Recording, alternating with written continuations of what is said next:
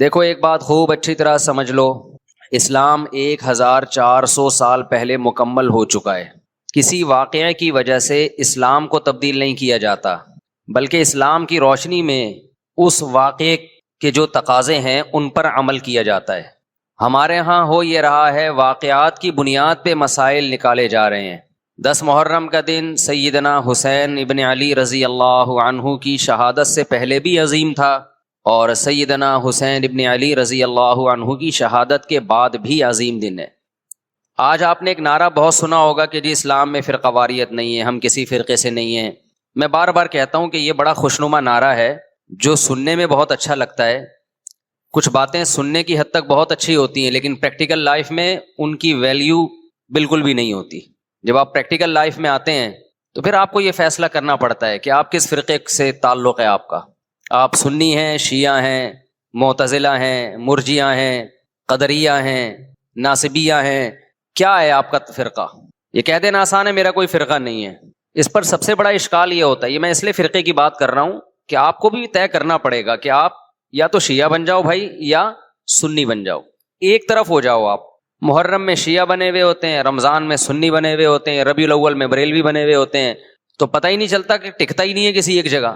اور یہ جو نعرے ہیں نا کہ اسلام میں فرقے نہیں ہیں، یہ ویسے ہی قرآن و سنت کی روشنی میں غلط ہیں۔ اسلام میں 73 فرقے، حدیث میں آتا ہے میری امت 73 فرقوں میں ڈیوائیڈ ہوگی، جن میں ایک جنتی ہوگا اور 72 جہنمی ہوں گے۔ تو وہ ایک جنتی بھی تو فرقہ ہی ہوگا نا۔ جس نے عمل نہیں کرنا ہوتا نا، وہ یہ کہہ کے جان چھڑاتا ہے کہ میرا کوئی فرقہ نہیں ہے، تاکہ وہ بے پیندے کے لوٹے کی طرح لڑکتا رہے، کبھی ادھر کبھی ادھر، کیونکہ عمل تو کرنا نہیں ہے اس نے۔ آپ نے دیکھا ہوگا نا سیاست دانوں میں لڑکتے ہیں، ادھر پیسے ملے ادھر چلے گئے، ادھر پیسے ملے ادھر چلے گئے، ادھر پیسے ملے ادھر چلے گئے، تو ان کو کیا کہا جاتا ہے سیاست کی زبان میں؟ لوٹا کہا جاتا ہے۔ بھائی تم ایک سیاسی جماعت کے بارے میں سوچو جو تمہیں صحیح لگے، پھر اس پہ ڈٹ جاؤ۔ تو اسلام میں بھی 73 فرقے ہوں گے، نبی نے فرمایا۔ عین ممکن ہے ابھی 73 نہ ہو، کم ہو، لیکن قرب قیامت تک کتنے ہو جائیں گے؟ 73۔ ہو سکتا ہے ابھی 73 نہ ہو، ابھی 7 ہوں یا 8 ہوں یا 10 ہوں یا 15 ہوں، لیکن ہیں۔ اب ان میں سے ایک کیا ہے؟ بولو، جنتی ہے۔ تو آپ کو پتا ہونا چاہیے۔ موضوع سے ہٹ کے تھوڑی سی بات کروں گا، کیونکہ اس بات کی بھی کو لوگ غلط پہلو دے سکتے ہیں کہ فرقوں سے مراد کیا ہے۔ یہ جو فروعی مسائل کا اختلاف ہوتا ہے ائمہ اربعہ میں، یہ فرقوں میں داخل نہیں ہے یہ چیز۔ رفع الیدین کے ساتھ نماز پڑھنا، بغیر رفع الیدین کے پڑھنا، آمین زور سے آمین آہستہ، یہ تو صحابہ کرام میں بھی اختلاف تھا، یہ تو صحابہ کے دور میں بھی تھا، حالانکہ صحابہ کے دور میں 2 فرقے نہیں تھے۔ تو قرآن و حدیث کی تشریح میں جب اختلاف ہوگا، اس اختلاف کو فرقہ واریت نہیں کہا جائے گا، یہ ان 73 فرقوں میں شامل نہیں ہوگا۔ جیسے نبی صلی اللہ علیہ وسلم نے صحابہ کا لشکر بھیجا کہ بنو قریظہ پہنچ کے نماز پڑھنا عصر کی، کئی بار یہ حدیث بیان کر چکا ہوں۔ راستے میں نماز کا وقت قضا ہونے لگا، بعض صحابہ نے کہا بھائی فوراً پڑھ لینی چاہیے، نبی کا حکم تھا، مگر نماز قضا ہونے کا تو نبی کو علم نہیں تھا کہ راستے میں قضا ہو جائے گی۔ بعض نے کہا نہیں، نبی کا مطلب کو چھوڑو، نبی کے الفاظ دیکھو، الفاظ یہی ہیں کہ نہیں پڑھنی۔ تو 2 فرقوں میں بڑھ گئے نا، ایک کہہ رہا ہے اثر پڑھنی ہے، ایک کہہ رہا ہے نہیں پڑھنی، لیکن نبی نے دونوں کو ملامت نہیں کی۔ وجہ کیا تھی کہ یہ حدیث کی تشریح میں اختلاف کی وجہ سے 2 حصوں میں بٹے تھے، وہ رائے کا اختلاف ہوا تھا۔ تو یہ فرقہ واریت میں داخل نہیں ہے، یہ تو علماء میں ہوتا ہے، صحابہ میں ہوا۔ اس میں تو جس مفتی کی بات پر زیادہ اعتماد ہوگا اس کے فتوے کو فالو کیا جائے گا اور دوسرے پہ طنز نہیں کیا جائے گا۔ لیکن کچھ اختلافات اس سے اوپر کے ہیں۔ میں سمجھا پا رہا ہوں اپنی بات؟ آ رہی ہے نا؟ آسان مشکل بات تو نہیں کرنا میرا۔ کچھ اختلافات اس سے اوپر کے ہیں۔ یہ حنفی، مالکی، شافعی، حنبلی اختلافات، یہ وہ اختلاف نہیں ہے جو 73 فرقوں والے ہیں۔ یہ تو سب ایک دوسرے کو برحق سمجھتے ہیں۔ ابھی آپ نے سنا ہوگا امام حرم نے خطبہ دیا، مسجد نبوی میں بھی مسجد حرام میں بھی۔ میں چاروں ائمہ کا تذکرہ کیا، ابو حنیفہ، مالک، شافعی، احمد بن حنبل، ان کے فالوورز جو اس خطبے کا میں مفہوم بیان کر رہا ہوں کہ ہم نے قرآن و سنت کو ان کی رہنمائی میں سمجھنا ہے۔ بہت اچھا خطبہ تھا، اس کا مفہوم میں خلاصہ پیش کر رہا ہوں۔ تو یہ اختلاف تو فروعی اختلاف ہے، لیکن کچھ اختلافات کیا ہوتے ہیں؟ اوپر کے ہوتے ہیں۔ بیسک بنیادی عقیدوں کا اختلاف، ختم نبوت کا اختلاف، چھوٹا اختلاف ہے بڑا اختلاف ہے؟ بڑا اختلاف ہے۔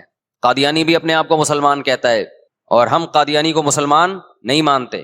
اب کوئی آپ سے پوچھے قادیانی ہو یا نہیں ہو، آپ بولے میں فرقوں کو نہیں مانتا، او بھائی تو جان چھڑا رہا ہے اپنی، آپ کو مینشن کرنا پڑے گا کہ آپ ختم نبوت کے قائل ہو یا نہیں ہو۔ اگر قائل ہو تو اس کا مطلب آپ قادیانی نہیں ہو۔ معتزلہ ایک فرقہ تھا اسلام میں، اس کی کچھ باقیات ابھی بھی ہیں۔ قدریہ ایک فرقہ تھا اسلام میں، خوارج ایک فرقہ تھا اسلام میں، بہت سے فرقے تو ہوئے، بنے اور تحلیل ہو گئے، اپنی اصل فارم میں رہے نہیں۔ کچھ لوگوں نے تقدیر کا انکار کیا، اسلام میں ایسے فرقے بھی پیدا ہوئے۔ اب تقدیر کا جو انکار کیا انہوں نے، یہ چھوٹا اختلاف تھا یا بڑا اختلاف تھا؟ بولو، بولنا پڑے گا آپ لوگوں کو پلیز۔ یہ بڑا اختلاف تھا، کیونکہ تقدیر کا عقیدہ تواتر سے ثابت ہے، تواتر سے۔ اس کا انکار انسان کو گمراہ بنا دیتا ہے، اسلام نہیں مانتا ایسے شخص کو۔ کچھ لوگوں نے زکوٰۃ کا انکار کیا ابو بکر کے دور میں رضی اللہ عنہ۔ یہ چھوٹا اختلاف تھا، بڑا اختلاف تھا؟ بڑا اختلاف۔ ایک فرقہ وجود میں آیا، حضرت ابو بکر نے تلوار اٹھا کے ان کے خلاف جہاد کیا۔ جبریہ ایک فرقہ تھا، انہوں نے کہا کہ ہم مجبور ہیں، ہم جو عمل کرتے ہیں اپنے اختیار سے نہیں کرتے، گن پوائنٹ پہ اللہ ہم سے کرواتا ہے، چاہے نیکی ہو چاہے برائی ہو، ہمارے ارادے کا کوئی دخل نہیں ہے۔ جبکہ اسلام کیا کہتا ہے؟ فمن شاء فلیؤمن ومن شاء فلیکفر۔ تم اپنے اختیار سے نیکی بھی کرتے ہو، اپنے اختیار سے گناہ بھی کرتے ہو۔ ہاں یہ پہلے سے لکھا ہوا ہے، اللہ کے علم ہے کہ کون کیا کرے گا، تو اسی کے حساب سے کرے گا وہ، لیکن کرے گا اپنے اختیار سے۔ تو یہ بھی ایک فرقہ وجود میں آیا۔ ایک فرقہ وجود میں آیا جس نے کہا کہ ہم قیامت کے دن بھی ان آنکھوں سے اللہ کا دیدار نہیں کر سکتے۔ اہل سنت والجماعت کا عقیدہ ہے کہ مومنین کو قیامت کے دن انہی آنکھوں سے اللہ کا دیدار ہوگا، کیونکہ بہت ساری احادیث ہیں اس پر۔ تو جب اتنے سارے فرقے وجود میں آئے، یہ نبی کے دور میں نہیں تھے لیکن صحابہ کے دور میں پیدا ہونا شروع ہو گئے، پھر تابعین، وہ اب تک بنتے چلے جا رہے ہیں۔ اور جو شخص اٹھ کے بات کرتا ہے کہ میں فرقہ واریت کو ختم کرنے کے لیے آیا ہوں، میرا کوئی فرقہ نہیں ہے، تو سمجھ لو بغیر نام کے ایک نیا فرقہ وجود میں آ رہا ہے۔ کیونکہ جو اہل حق فرقہ ہے وہ تو ہمیشہ سے ہے، آپ کو اس کے اندر اپنے آپ کو شامل کرنا پڑے گا۔ نئی چیز مارکیٹ میں لاؤ گے تو حدیث میں آتا ہے میری امت گمراہی پہ جمع نہیں ہو سکتی۔ آپ جب نیا فرقہ لانچ کر رہے ہیں اور تمام فرقوں کو غلط قرار دے رہے ہیں، تو آپ بزبان حال یہ کہہ رہے ہیں کہ پوری امت گمراہی پہ جمع ہو گئی تھی، جبکہ نبی نے فرمایا ایک ہمیشہ کیا رہے گا؟ ہر دور میں ایک فرقہ برحق رہے گا، وہ جنتی، وہ ہمیشہ رہے گا، وہ کبھی ختم نہیں ہوگا۔ تو آپ کو چاہیے یہ تھا کہ جب آپ نئی چیز مارکیٹ میں لائے تو آپ کو کہنا چاہیے تھا میں صحیح والے فرقے کو فالو کر رہا ہوں جو یہ ہے، دلائل سے اس کو ثابت کرتے۔ جب آپ نے سب کو غلط قرار دے دیا تو اس کا مطلب آپ خود غلط ہیں، پھر آپ خود ایک نئی چیز لا رہے ہو مارکیٹ میں۔ اب یہاں سے آپ لوگ کی سمجھ میں آنا ختم۔ یہ بات سمجھا کے بھائی تھک گئے ہم یار، اب مان لو۔ تو فرقوں کی یہ جو باتیں کر رہے ہیں نا، زیادہ تر ہمارا کوئی فرقہ کسی فرقے ٹوپی ڈرامہ ہے بھائی۔ تو کتنے سارے فرقے پیدا ہونا شروع ہو گئے۔ خوارج پیدا ہوئے جنہوں نے حضرت عثمان کو قتل کر دیا۔ خوارج کیا تھے کہ امیر کی اطاعت نہ کرنا اور باتیں یہ کرنا کہ ہم سسٹم تبدیل کرنا چاہتے ہیں، ہم برائی کو برداشت نہیں کر سکتے، ہم غلط چیز کو برداشت نہیں کر سکتے۔ تو حضرت عثمان پہ انہوں نے اعتراضات کرنا شروع کیا، آپ کا یہ کام غلط، یہ کام غلط۔ جو مخلص صحابہ تھے انہوں نے اگر حضرت عثمان سے اختلاف کیا ادب کے دائرے میں، مشہور حدیث ہے حضرت زید بن حارثہ رضی اللہ عنہ سے لوگوں نے کہا کہ حضرت عثمان کی بعض پالیسیوں پہ ہمیں اعتراض ہے، آپ ان کو نصیحت کیوں نہیں کرتے؟ تو انہوں نے کہا میں تمہارے سامنے تھوڑی نصیحت کروں گا، وہ امیر ہیں، میں نے اگر ان کو سمجھانا ہوگا عزت کے ساتھ بند کمرے میں ان سے بات کروں گا، تمہیں خوش کرنے کے لیے تھوڑی کروں گا میں۔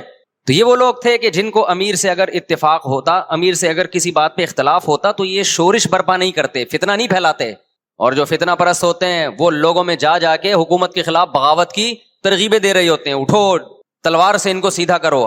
تو تلوار تو نہیں چلتی، اس تلوار سے فائدہ تو نہیں ہوتا، اس تلوار سے کیا ہوتا ہے؟ مسلمان آپس میں لڑ پڑتے ہیں، امن خراب ہوتا ہے۔ نبی صلی اللہ علیہ وسلم نے ارشاد فرمایا خوارج کے بارے میں، یہ ایک ایسا فرقہ ہے، فرمایا ان کی عبادت ایسی ہوگی کہ تم ان کی عبادت کو دیکھ کر اپنی عبادت کو کم سمجھو گے، نیک اتنے ہوں گے دیکھنے میں۔ اور آپ صلی اللہ علیہ وسلم نے فرمایا ان کی تلوار ہمیشہ مسلمان کے خلاف اٹھے گی، بت پرست اور غیر مسلم ان سے محفوظ ہوں گے۔ آج دیکھ لو بغاوت کے نام پہ، اسلامی ریاست کے تحریکوں کے نام پہ مسلم ملکوں کو ہی تباہ کیا جا رہا ہے، مسلمان کو ہی قتل کیا جا رہا ہے۔ یہ کہتے ہیں پاکستان میں سسٹم تبدیل کرو، سسٹم ہم بھی چاہتے ہیں تبدیل ہو پاکستان میں، لیکن آئین کے تحت، تمیز کے دائرے میں، تلوار چلا کے نہیں۔ کہتے ہیں نہیں ہم نے تلوار چلانی ہے، ہم نے الٹ دینا ہے، تو پھر جاؤ بھائی غیر مسلم ملک کو الٹو نا پہلے جا کے، وہاں پتہ ہے یہ تقریر کی بھی تو فوراً اندر ہو جائیں گے۔ سارا خون خرابہ مسلمان ملکوں میں ہی کرنا ہے تاکہ اور ہم کمزور ہو جائیں۔ مجھے بہت لوگ کہتے ہیں مفتی صاحب آپ سسٹم کی تبدیلی کی بات کیوں نہیں کرتے؟ میں کہتا ہوں بھائی سسٹم کی تبدیلی کی ہم بات کرتے ہیں، لیکن وہ جو گراؤنڈ ریئلٹی کے مطابق ہو، جو سوٹیبل ہو، ورنہ مبہم نعرے لگا دینا کہ نظام بدل دو، خلافت قائم کر دو، سسٹم چینج کر دو، ایسے مبہم نعرے لگا کے نوجوان طبقے کو آپ اندھیری گلی میں بند کر دیں، یہ بہت آسان ہے. ایسا جنازہ جس کو پتہ ہی نہیں کہ دفنانا کہاں ہے ہم نے. تو باتیں کرنے پر گورنمنٹ کی طرف سے کوئی پابندی نہیں ہے، باتیں آپ بہت بڑی بڑی کریں. جو علماء سسٹم تبدیل کرنے کی کوشش میں لگے ہوئے ہیں نا، وہ باتیں کیے بغیر لگے ہوئے ہیں، اور جنہوں نے نہیں کرنا ہوتا وہ بار بار یہ نعرہ کیش کراتے ہیں، سسٹم چینج کرو سسٹم. یہ ملا لوگ مسجدوں میں بند ہو کے بیٹھ گئے ہیں، یہ مدرسوں میں بند ہو کے بیٹھ گئے ہیں، یہ تسبیحیں ہاتھ میں لے کے بیٹھ گئے ہیں. آج کل ہر آدمی اٹھ کے نا ملا لوگوں کو اس طرح سے برا بلا کہہ رہا ہے، یہ ملا لوگ کچھ بھی نہیں کرتے، یہ مدرسوں میں بند ہو کے بیٹھ گئے، یہ دم درود کر رہے ہیں. بات کرو سسٹم کی تبدیلی کی. تو آپ کون سا سسٹم تبدیل کر رہے ہو بھائی؟ آپ بھی تو باتیں پھینک رہے ہو. اور جن ملا لوگوں کو آپ کہتے ہو نا یہ مدرسوں میں بند ہو کے بیٹھ گئے، کبھی آؤ ہم مدرسوں کی سیر کراتے ہیں آپ کو، تو پتہ چلے گا وہ سسٹم کی چینجنگ کے لیے کتنے مؤثر اقدام کر رہے ہیں. اور اب تک جو پاکستان میں اسلام بچا ہوا ہے وہ بھی انہی کی محنت کی وجہ سے بچا ہوا ہے. خالی پیلی کے دعوے، بس باتیں. ایک تو آج کے دور میں جس نے مشہور ہونا وہ مولویوں کو برا بلا کہنا شروع کرتے، اس کا منجن دبا کے بکتا ہے مارکیٹ میں. یہ سارے مولوی ایسے، سارے مولوی ایسے. لوگ کہتے ہیں ایک مسیحا آ گیا ہے بھائی، سب کو غلط کہہ دیا، اب یہ ہے صحیح. لیکن ان تلوں میں تیل ہوتا نہیں ہے، باتیں ہوتی ہیں باتیں. تو میں فرقوں کی بات کر رہا تھا محرم کے حوالے سے کہ آپ کو یہ مینشن کرنا پڑے گا آپ کدھر کے ہو، ادھر ہو یا ادھر ہو. تو میں عرض کر رہا تھا کہ اسلام میں بہت سارے فرقے پیدا ہوئے. ایک فرقہ پیدا ہوا جس نے کہا کہ قیامت کے دن ہم اللہ کا دیدار نہیں کر سکتے. تو ان تمام فرقوں میں صحیح کون ہے غلط کون ہے، اس کے لیے جو اہل حق لوگ تھے انہوں نے ایک معیار قرار دیا کہ یہ عقیدے جن کے ہوں گے تو ہم اس کو فرقہ ناجیہ سمجھیں گے، وہ فرقہ جو نجات پانے والا ہے. اور جن کے یہ عقیدے نہیں ہیں ہم ان کے بارے میں یقینی نہیں کہہ سکتے کہ قیامت کے دن ان کی نجات ہو جائے گی. وہ اللہ کی مرضی ان کو بخشتا ہے کہ نہیں بخشتا. اب آپ کہہ سکتے ہیں بھائی یہ علماء کیسے ٹھیکیدار بن گئے کہ بتائیں کہ یہ والا فرقہ جنتی ہے باقی کیا ہے، باقیوں کی کوئی گارنٹی نہیں ہے. تو علماء ٹھیکیدار نہیں تھے، علماء چوکیدار تھے. انہوں نے چوکیداری کی کہ قرآن و سنت کی روشنی میں غلط چیز کو اسلام کی طرف منسوب نہ ہونے دو. انہوں نے دیکھا کہ نبی صلی اللہ علیہ وسلم نے اس بارے میں ہمیں کیا ہدایات دی ہیں کہ جب فرقے اتنے سارے بن جائیں گے کون صحیح ہوگا کون غلط. تو خود پیغمبر ہی سے صحابہ نے پوچھا ہوگا نا.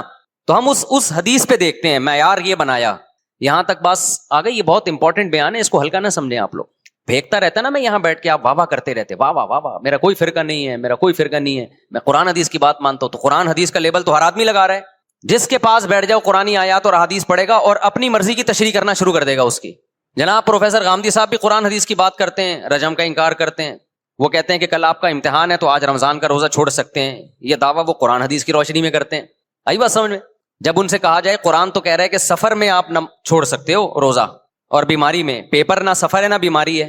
تو وہ اجتہاد کرتے ہیں کہ دیکھو سفر میں روزہ چھوڑنے کی اجازت ہے چونکہ مشقت ہوتی ہے نا، ٹینشن ہوتی ہے، پریشانی ہوتی ہے. تو امتحان میں بھی پریشانی ہے، قوم کا مستقبل داؤ پہ لگ جائے گا. لگا دیا نا قرآن و حدیث کی روشنی میں. پھر ان سے جب سوال پوچھا جائے کہ اچھا جی اگر سفر میں روزہ چھوڑنا ٹینشن کی وجہ سے، ہم تو کہتے ہیں چاروں ائمہ کا اجماع ٹینشن وجہ نہیں ہے، سفر ہی وجہ ہے، چاہے ٹینشن نہ بھی ہو. لیکن اگر اس کی ریزن ٹینشن ہے تو جس سفر میں پھر ٹینشن نہ ہو، آرام دہ سفر ہو، اس میں روزہ چھوڑنے کی اجازت نہیں ہونی چاہیے. یہاں آگے وہ ڈنڈی مارے جاتے ہیں کہ نہیں جی پھر بھی روزہ آپ چھوڑ سکتے ہو سفر میں. بھائی سفر میں آپ نماز کو مختصر کرو گے، 4 کی 2 پڑھو گے، چاہے ٹینشن ہو یا نہ ہو. تو سفر پہ مدار ہے، ٹینشن پہ نہیں ہے. حامدی صاحب کہتے ہیں ٹینشن پہ مدار ہے، لہذا امتحان میں بھی ٹینشن ہے، چھوڑ دو آپ روزہ. تو بھائی اگر ٹینشن پہ مدار ہے تو سفر میں اگر آپ سہولت سے سفر کر رہے ہو تو پھر 4 کی 2 کی اجازت نہیں ہونی، پھر پوری 4 ہونی چاہیے. تو یہ اصول فقہ ہے جو جناب غامدی صاحب نے نہیں پڑھا. اصول فقہ میں یہ چیزیں پڑھائی جاتی ہیں کہ کون سی دلیل کدھر فٹ کرنے کی ہے تاکہ مغالطہ نہ ہو. یہ علماء پڑھتے ہیں، یہ آج کل جو اسکالرز آ رہے ہیں وہ نہیں پڑھتے، لہذا وہ فیصلہ بھی نہیں کر سکتے کہ قرآن کی کون سی آیت کدھر فٹ ہو سکتی ہے کدھر نہیں ہو سکتی. سمجھتے ہو کہ نہیں سمجھتے ہو؟ تو اب 73 فرقے جہنم میں، 72 جہنم میں، 1 جنت میں، تو وہ ایک بھی فرقہ ہی ہوگا نا. یا یہ کہنا کہ اسلام میں کوئی فرقہ ہی نہیں ہے، تو وہ ایک کون سا؟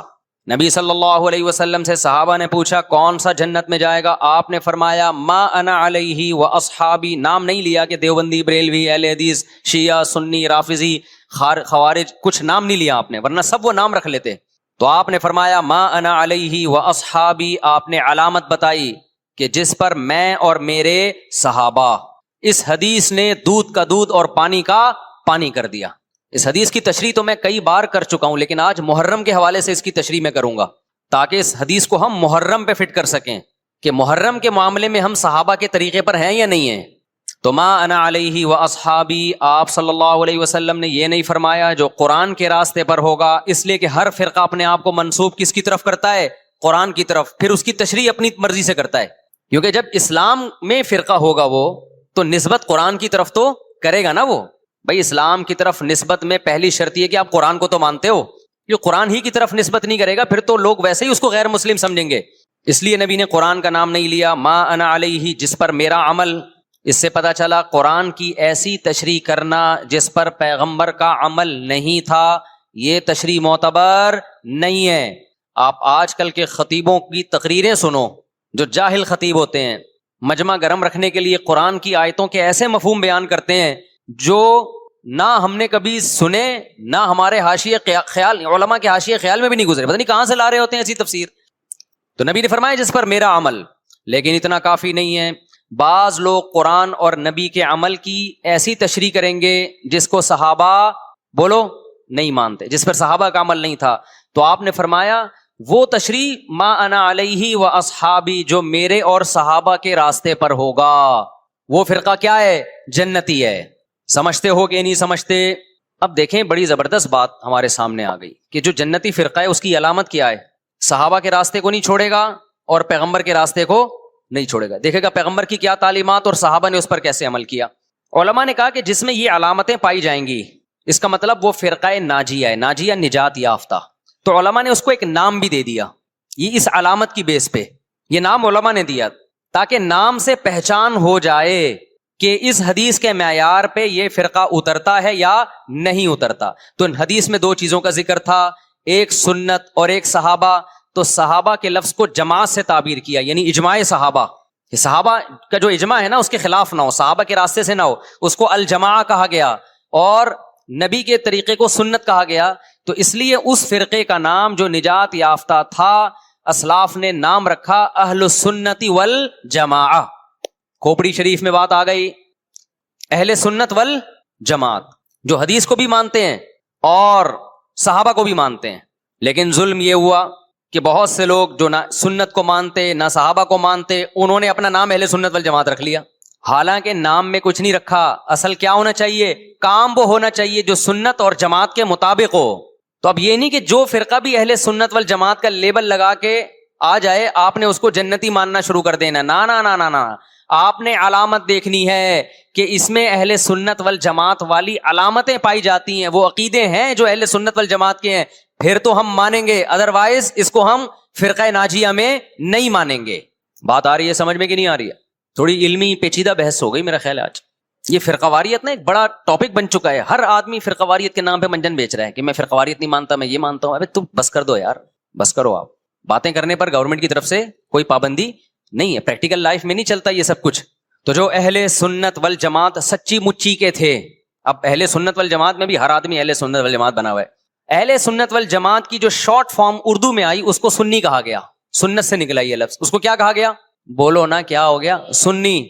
یہ اہل سنت والجماعت کی کیا ہے؟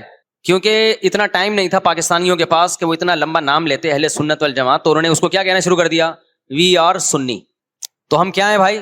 فرقہ ہم 73 فرقوں میں ہمارا فرقہ کون سا ہے؟ ہم سنی ہیں، جو اہل سنت والجماعت کی شارٹ فارم ہے. یہاں تک بات کھوپڑی شریف میں آ گئی. اب جو سنی ہے نا ان کے کچھ مخصوص عقیدے ہیں، وہ عقیدے ہوں گے تو آپ سنی ہوگے، وہ عقیدے نہیں ہے تو آپ سنی نہیں ہے. لیبل لگاتے رہو. جیسے وہ بار بار میں چٹکلا سناتا ہوں نا کہ ایک آدمی نے چاول کی بوری پر، چینی کی بوری پر چاول لکھا ہوا تھا. لوگوں نے پوچھا بھائی اندر چینی ہے باہر چاول، کہتا ہے مکھیوں کو دھوکہ دینے کے لیے، مکھیاں بہت بیٹھتی ہیں. تو لیبل کیا لگا دیا؟ چاول کا، اندر کیا ہے؟ چینی. تو ایسے ہی بہت سے لوگ لیبل یہ لگاتے ہیں کہ اہل سنت والجماعت ہم سنی ہیں. لیبل انہوں نے سنی کا لگا دیا، اس فرقے کا لگا دیا جس کو ہم نجات یافتہ سمجھتے ہیں، لیکن اندر مال جو پڑا ہوا ہے وہ سنی والا مال نہیں ہے. تو یاد رکھو چاول کے لفظ سے کیا مکھی دھوکہ کھا سکتی ہے اور بوری پہ نہ آئے؟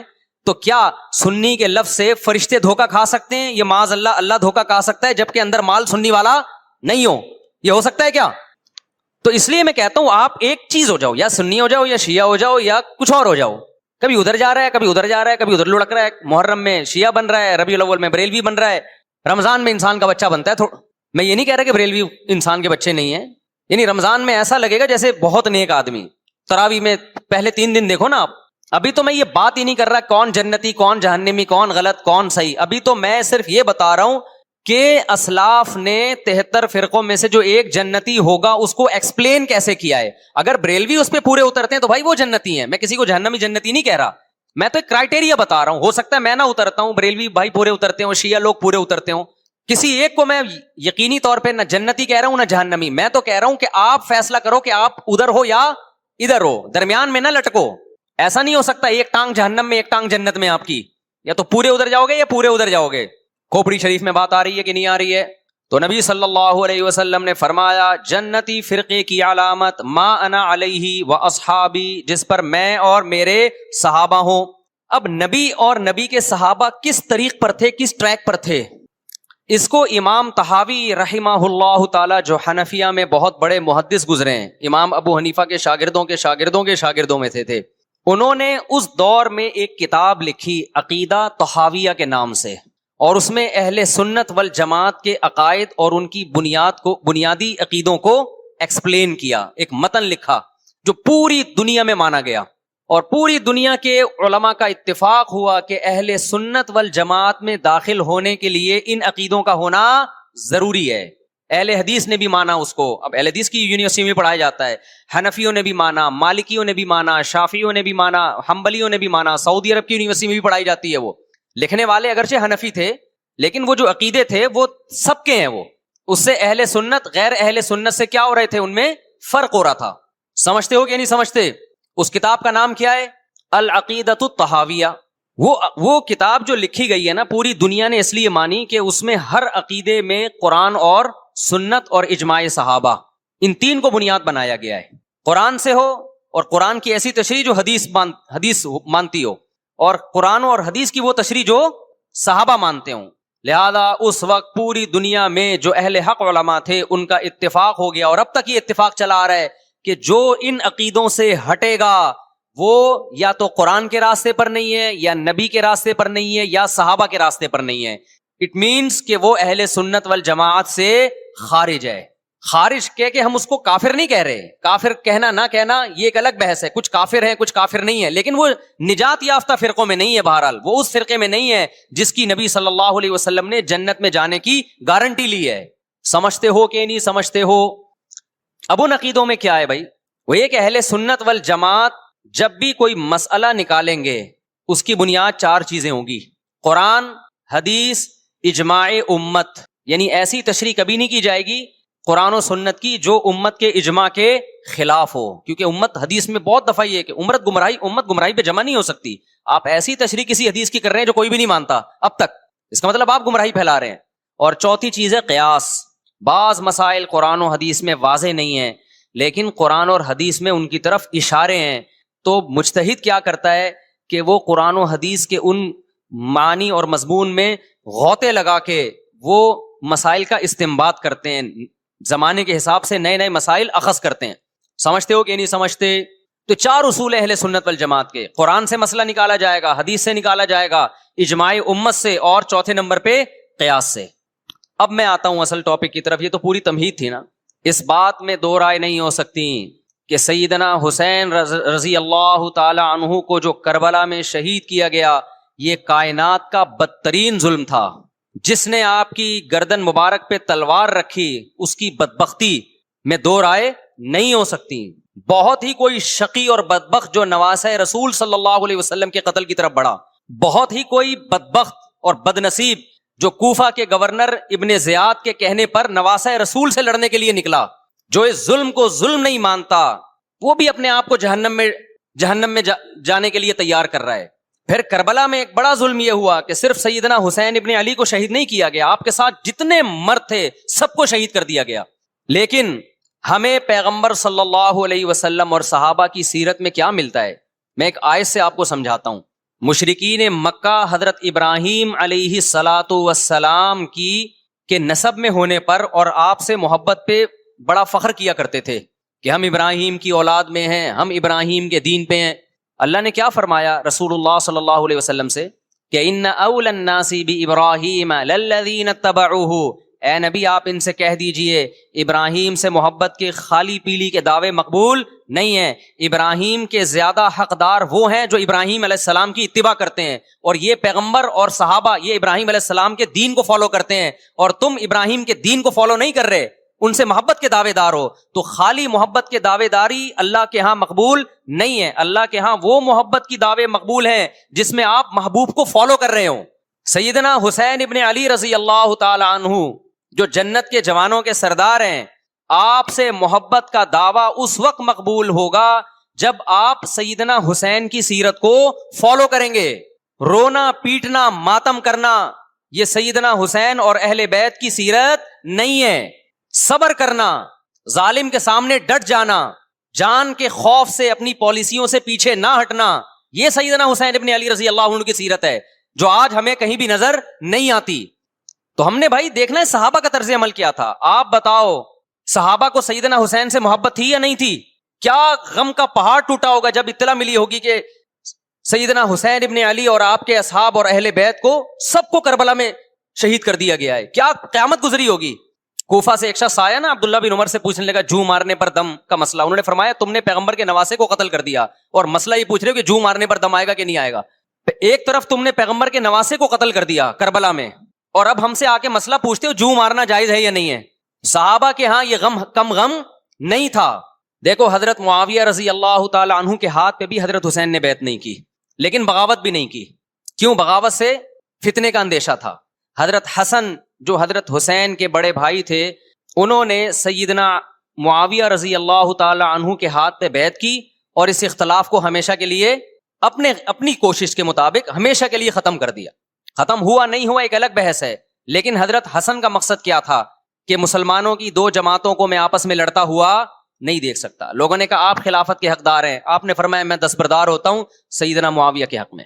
حضرت حسن بیعت ہو گئے حضرت معاویہ سے اور یہ اختلاف کو کیا کر دیا؟ ختم۔ حضرت حسین بیعت نہیں ہوئے، لیکن حضرت حسین نے بغاوت بھی نہیں کی۔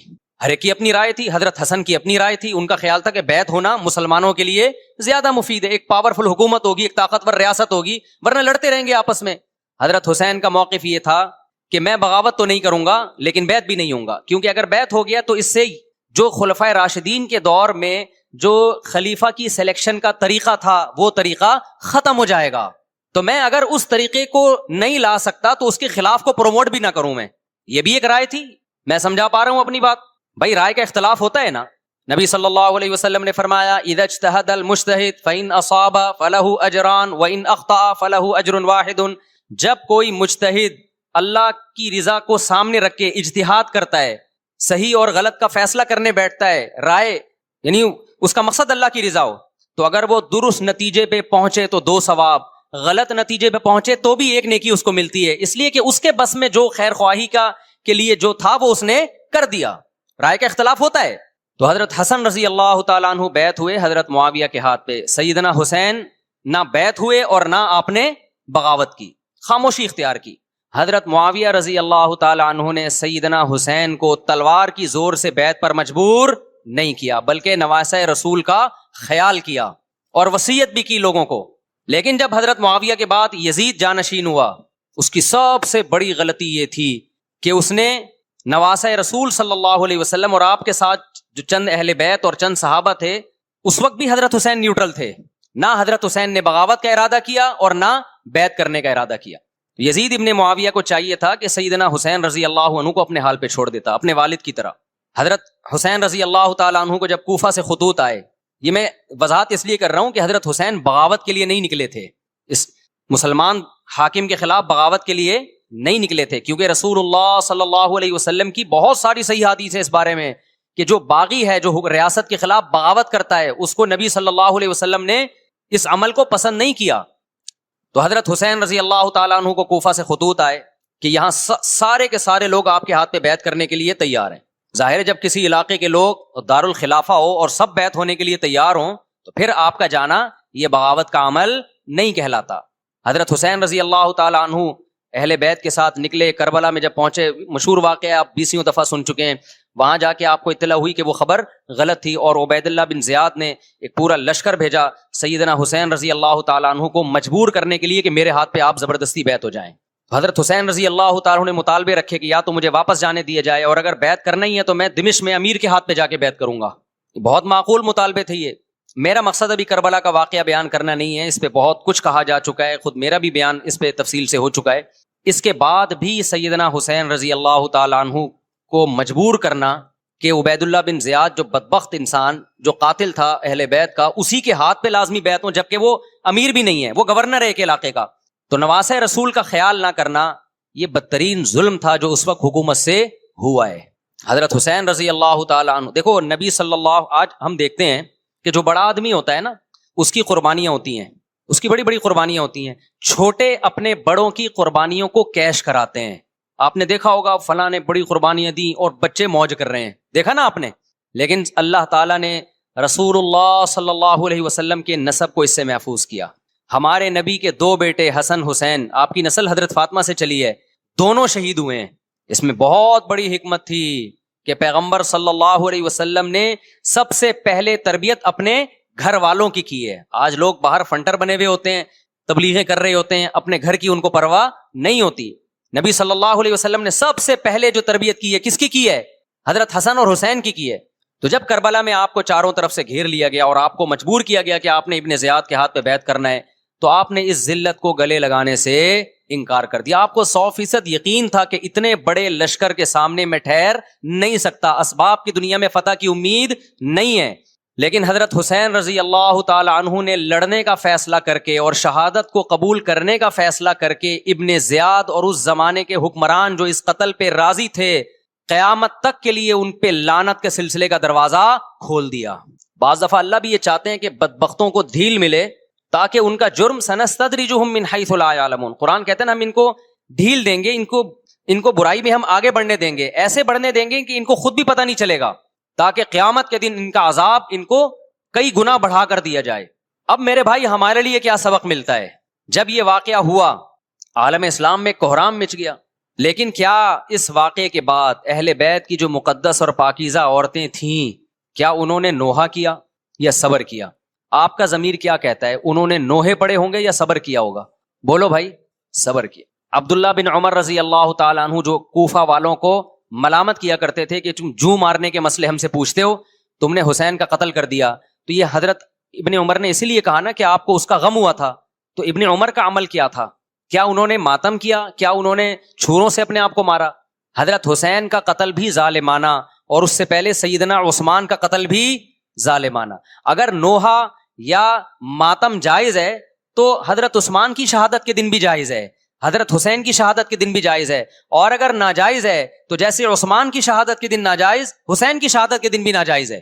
سمجھ میں آ رہی ہے بات کہ نہیں آ رہی ہے؟ قرآن کیا کہتا ہے ایسے مواقع کے بارے میں؟ تلک امۃ قد خلت لہا ما کسبت ولکم ما کسبتم. قرآن جب بھی پرانی امتوں کے واقعات بتاتا ہے، قرآن کہتا ہے یہ ایک قوم تھی جو گزر گئی، انہوں نے جو کیا اس کا بدلہ ان کو ملے گا، تم جو کرو گے اس کا بدلہ تمہیں ملے گا. تو ہمیں اللہ نے اس واقعے میں بھی بتا دیا کہ سیدنا حسین کا واقعہ، کربلا کا واقعہ جب سنا کرو تو یہ سوچا کرو یہ قوم تھی جو گزر گئی، جس نے اچھا کیا، حسین ابن علی نے اچھا کیا، ان کو اس اچھائی کا بدلہ ملے گا. اور جو حضرت حسین کے قتل کے حضرت سیدنا حسین کے مبارک خون سے جن کے ہاتھ آلودہ ہوئے، کیونکہ قتل کیا نا انہوں نے، تو لہا ما کسبت، ان کو اس ظلم کا بدلہ بھی ملے گا. تو ہمارا کام کیا ہے؟ ہم نے فالو کرنا ہے حسین کے راستے کو، نہ کہ حسین کے نام پہ ہم نے ماتم کرنے ہیں. حسین کا راستہ کیا ہے جس کو ہم نے فالو کرنا ہے؟ اب میں چند چیزیں آپ کو بتاتا ہوں. سب سے پہلا سبق جو ہمیں کربلا میں ملتا ہے کہ عزت اور دین، ایک طرف دنیا ہے.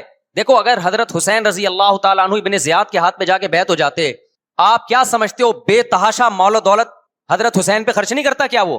جب ایک بڑا آدمی کسی کے ہاتھ پہ بیعت ہوتا ہے تو اس کو بھی تو فائدہ ہوتا ہے نا اس سے. اور کیا حضرت حسین کو یقین نہیں تھا کہ کربلا میں شہید ہو جاؤں گا؟ فتح اور نصرت کی اسباب کی دنیا میں کوئی امید نہیں تھی، مگر آپ نے اہل بیت کو کربلا میں رسوا کرنے پر عزت کی موت کو ترجیح دی ہے. آج اگر آپ میں یہ ظرف ہے کہ آپ عزت کی موت کو ذلت کی زندگی پر ترجیح دیتے ہو تو پھر آپ حسینی ہو. نہیں یہی بات میرا خیال ہے سمجھ. سیدنا حسین کی سخاوت کے واقعات ہیں. سیدنا حسین باغی نہیں تھے رضی اللہ عنہ.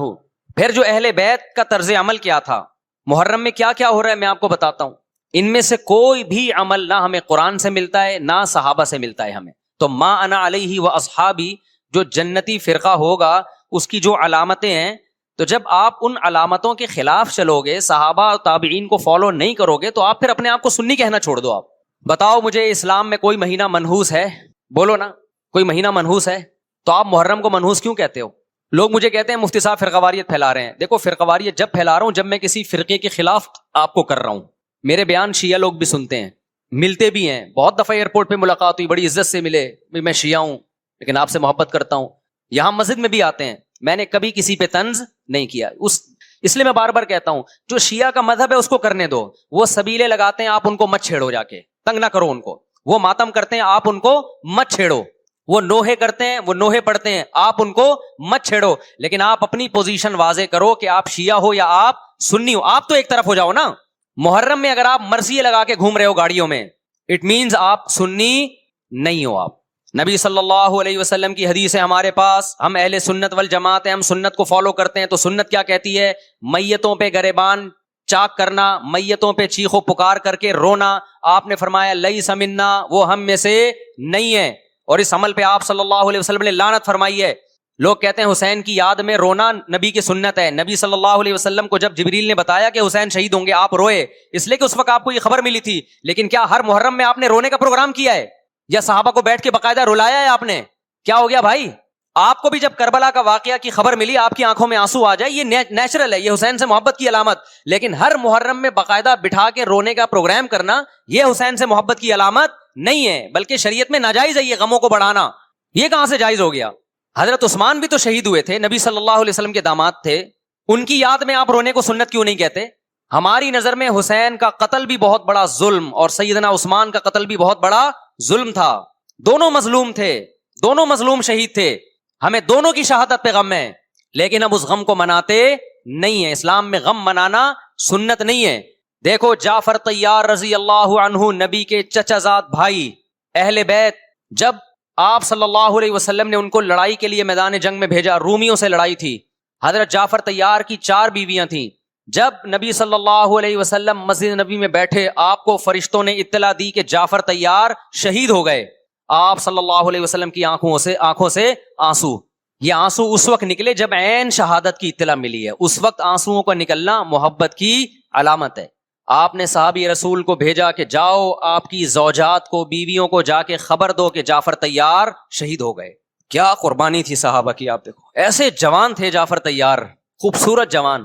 غزوہ بدر میں جب مشرکین مکہ نے یہ نعرہ لگایا کہ حل میں مبارز، 3 سردار آئے، انہوں نے کہا پہلے تمہارے اندر سے 3 بہادر آئیں ہم سے لڑیں. دیکھو عربوں میں یہ ہوتا تھا کہ جب جنگ کے لیے 2 فوجیں آمنے سامنے کھڑی ہوتی تھیں تو پہلے دونوں طرف کے بہادر ترین لوگوں کی لڑائیاں ہوتی تھیں کہ جب تک دونوں میں سے ایک قتل نہیں ہوگا لڑائی شروع نہیں ہوگی. تو آپ کو پتا ہے کہ اس میں بہادر ترین لوگ نکلیں گے نا جو لڑنا جانتے ہوں. مشرکین مکہ کی طرف سے 3 یا 4 بڑے بڑے سردار آئے لڑائی سے پہلے، بدر میں لڑائی سے پہلے. انہوں نے نعرہ لگایا حل میں مبارز، کوئی ہے تم میں جو پہلے ہم سے لڑے. یعنی ادھر سے ہم 3 ہیں تو ادھر سے بھی کتنے چاہیے؟ 3 بندے. ادھر سے انصار صحابہ آئے. مشرکین مکہ نے کہا لیسو بی اکفائنا، یہ ہمارے جوڑ کے نہیں ہیں، قریشی ہاشمی چاہیے، ہمیں ہمارے نسب کے لوگ ہونے چاہیے. تو ادھر سے نبی صلی اللہ علیہ وسلم نے حضرت علی کو بھیجا اور حضرت جعفر طیار کو بھیجا. جن صحابہ کو بھیجا ان میں حضرت جعفر طیار بھی تھے. حضرت جعفر طیار رضی اللہ تعالیٰ عنہ اور سیدنا علی مقابلے میں غالب آ گئے. خوبصورت صحابی. نجاشی کے سامنے آپ نے تقریر کی ہے، ہجرت کی ہے نا جب حبشہ کی طرف، تو نجاشی نے پوچھا جعفر طیار سے کہ تمہارے پیغمبر جو کلام لے کر آئے ہیں وہ سناؤ. حضرت جعفر طیار رضی اللہ تعالیٰ عنہ نے سورہ مریم پڑھنا شروع کر دی. کاف ہا یا عین صاد ذکر رحمت ربک عبدہ زکریا اذ نادى ربه نداء خفيا قال رب اني وهن العظم مني واشتعل الراس شيبا ولم اكن بدعائك رب شقيا واني خفت الموالي من ورائي وكانت امراتي عاقرا فهب لي من لدنك وليا. ایسی حضرت مریم اور عیسیٰ ابن مریم کی سیرت کو سورہ مریم میں بیان کیا حضرت جعفر طیار نے کہ نجاشی روتے روتے، اس کی داڑھی تر، اور جتنے پادری بیٹھے تھے سب کی داڑیاں تر ہو گئی روتے روتے. تو یہ تقریر جو نجاشی کے اسلام کا سبب بنے، بادشاہ کو مسلمان کرنے والے کون تھے؟ حضرت جعفر طیار. اور آپ کے چھوٹے چھوٹے بچے 4 جوان بیویاں ہوں, چھوٹے چھوٹے بچے ہوں, اور ایسے میں میدان جنگ میں لڑتے ہوئے شہید ہو جائیں تو پیغمبر اور صحابہ پہ کیا قیامت ٹوٹی ہوگی.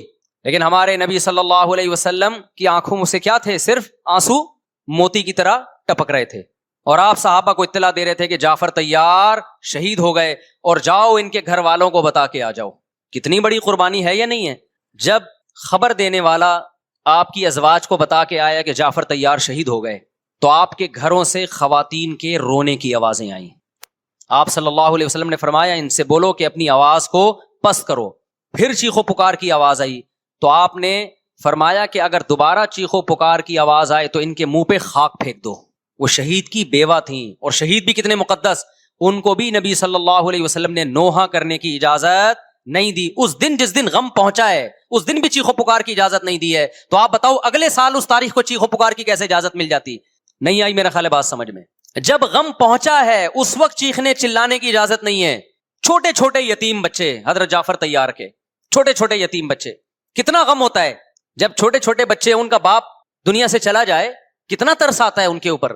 تو ہمارے نبی کو بھی ان یتیم بچوں پہ بھی ترس آیا, ان بیواؤں پہ بھی ترس آیا, لیکن نہ نبی صلی اللہ علیہ وسلم چیخو پکار کر کے خود روئے, اور نہ آپ نے ان کی ازواج کو رونے کی اجازت دی ہے. سمجھ میں نہیں آ رہی میرا خیال ہے بات؟ میرا مقصد شیعوں پہ طنز کرنا نہیں ہے, ان کا جو مذہب ہے ان کو اس پہ چلنے دو. میرا مقصد ہے آپ اپنی پوزیشن واضح کرو کہ آپ ادھر ہو یا ادھر ہو.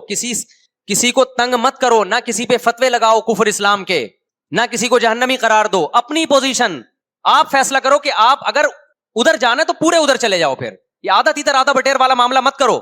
وہ ان کا مذہب ہے بھائی, ان کے علماء ان کو بتاتے ہیں کہ محرم میں کالے کپڑے پہننے ہیں, محرم میں ماتم کرنا ہے, محرم میں کو منحوس سمجھنا ہے, اس میں شادی بیاہ نہیں کرنا. ان کے علماء ان کو بتاتے ہیں, ان کو چلنے دو اس پر.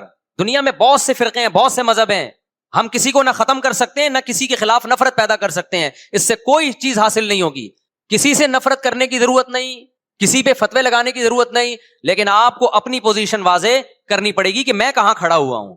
اگر آپ سنی ہو تو پھر اہل سنت والجماعت صحابہ تابعین کو فالو کرتے ہیں, حدیث کو فالو کرتے ہیں, اور حدیث میں ہمیں ماتم کرنا, نوحہ کرنا, گریبان چاک کرنا اس کی پرمیشن نہیں ہے, بلکہ اس سے روکا گیا ہے, اس عمل کو حرام اور ناجائز قرار دیا گیا ہے. بات آ رہی ہے سمجھ میں؟ باقی جو شیعہ حضرات کرتے ہیں, ہمارے دوست ہیں شیعہ, میں مذاق میں نہیں کہہ رہا, ملتے ہیں ہم سے, میں کبھی ان سے مذہب کے ٹاپک پہ بات نہیں کرتا, نہ ان کو کبھی چھیڑتا ہوں کہ آپ یہ کیوں کر رہے ہو, یہ کیوں نہیں کر رہے. بھائی اس کا مذہب ہے, وہ اس کا فرقہ ہے, جو کرنے دو اس کو. ہم نہیں کرتے کیونکہ ہم اہل سنت والجماعت میں. سمجھ میں آ رہی بات کہ نہیں آ رہی؟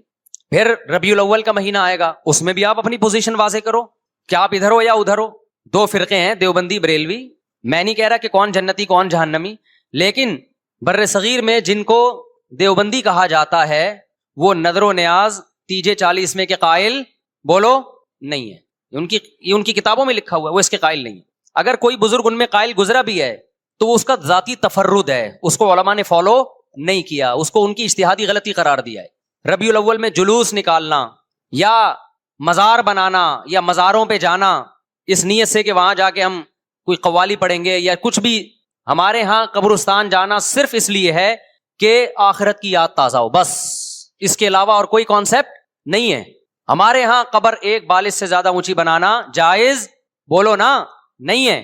قبر پکی کرنا جائز نہیں ہے.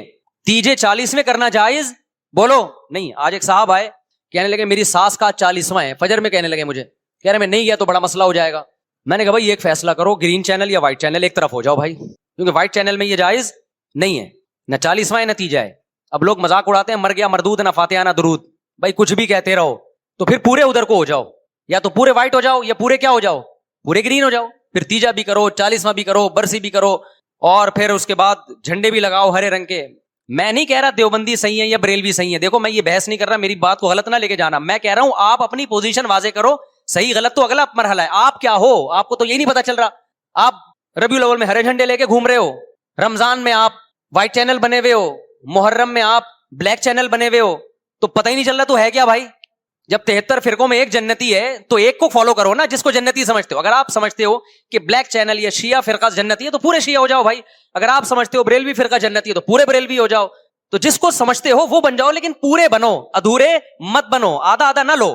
بات سمجھ میں آ رہی ہے؟ میں پھر بتا رہا ہوں, نہ میں کسی کو جنتی کہہ رہا ہوں نہ جہنمی. میں یہ نہیں کہہ رہا دیوبندی جنت میں جائیں گے یا بریلوی جائیں گے یا شیعہ جائیں گے, یہ تو اللہ فیصلہ کرے گا. ہم تو وہ کریں گے جو ہماری کھوپڑی میں آ رہا ہے. ہماری کھوپڑی میں یہ آ رہا ہے کہ جس کو بھی کرو تو ایک کو کرو پورا, تاکہ ایک طرف ہو جاؤ, آدھے تیتر آدھے بٹیر مت بنو آپ, اور دوسرے کو چھیڑو بھی نہیں, چھیڑنے کی بھی ضرورت نہیں ہے. کوئی جو کر رہا ہے کہ بھائی اس کا مذہب ہے. دیکھو ہندو مندر میں جاتا ہے نا, ہماری رائے کے مطابق صحیح کر رہا ہے, غلط کر رہا ہے, غلط کر رہا ہے, لیکن ہم چھیڑتے ہیں کیا؟ اسلام نے اجازت دی اس کو چھیڑنے کی کہ ہندو جا رہا ہے اس کو پکڑ کے لا کیوں جا رہا ہے بھائی؟ اسلام بولا بھائی لکم دینکم ولی دین, تمہارے لیے تمہارا دین, ہمارے لیے ہمارا دین, لا اکراہ فی الدین, دین میں زبردستی نہیں ہے, جو کر رہا ہے اس کو کرنے دو. تبھی اسلامی تاریخ میں کوئی ایک مندر بھی ہمارے علم میں نہیں ہے کہ اس میں ہندوؤں پہ پابندی لگی ہو کہ مندر نہیں جا سکتے. جب تک اسلامی حکومتیں رہی ہیں, ہندوستان میں 1000 سال مسلمانوں نے حکومت کی ہے, اگر ہندوؤں کو مندر جانے سے روک دیتے تو آج یہ مندر ختم ہوتے. اسلامی حکومت جب ختم ہوئی ہے تو بھی مندر لاکھوں کی تعداد میں مندر تھے. اسلام مسجد جانے کا حکم دیتا ہے یا چرچ جانے کا؟ بولو. مسجد. چرچ جانے کو غلط سمجھتا ہے کیونکہ وہاں غیر اللہ کی, عیسیٰ ابن مریم کی عبادت ہو رہی ہے. لیکن کیا اسلام آپ کو پرمیشن دیتا ہے کہ کوئی عیسائی چرچ جا رہا ہو تو آپ اس کو روکو کہ تو کیوں جا رہا ہے بے, مسجد میں آ؟ اجازت دیتا ہے؟ یا اسلام یہ کہتا ہے کہ اس سے بدتمیزی شروع کر دو آپ؟ بولو کیا ہو گیا, آپ کو سبق یاد کرا رہا ہوں میں, بدتمیزی شروع کر دو. یا اسلام یہ اجازت دیتا ہے کہ اس سے اچھا سلوک نہ کرو؟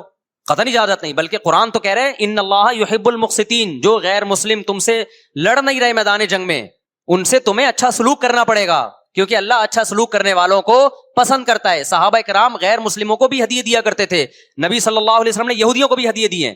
تو جو مذہب اسلام کی طرف منسوب نہیں ہے, جب ہمیں ان سے اچھے سلوک کا حکم ہے, تو جو مذہب اسلام کی طرف منسوب ہیں, قطع نظر اس سے کہ وہ اس دعوے میں سچے ہیں یا جھوٹے, یہ تو بحث ایک الگ ہے, لیکن نسبت کس کی طرف کر رہے ہیں؟ اسلام کی طرف. تو ہمیں ان سے بدتمیزی بدسلوکی کی کہاں سے اجازت ہوگی؟ تو میں نہیں کہہ رہا کہ آپ شیعہ بریلویوں سے دشمنی کرنا شروع کر دو, ان کی دعوتیں اٹینڈ نہ کرو, ان سے کاروبار چھوڑ دو, یا ان کو جا کے تنگ کرو, کیوں سبیل لگا کے بیٹھے ہو, کیوں ماتم کر رہے ہو, یہ کام مت کرو آپ. ہمارا ملک اس فرقواریت کا متحمل نہیں ہے, سے فساد پھیلتا ہے.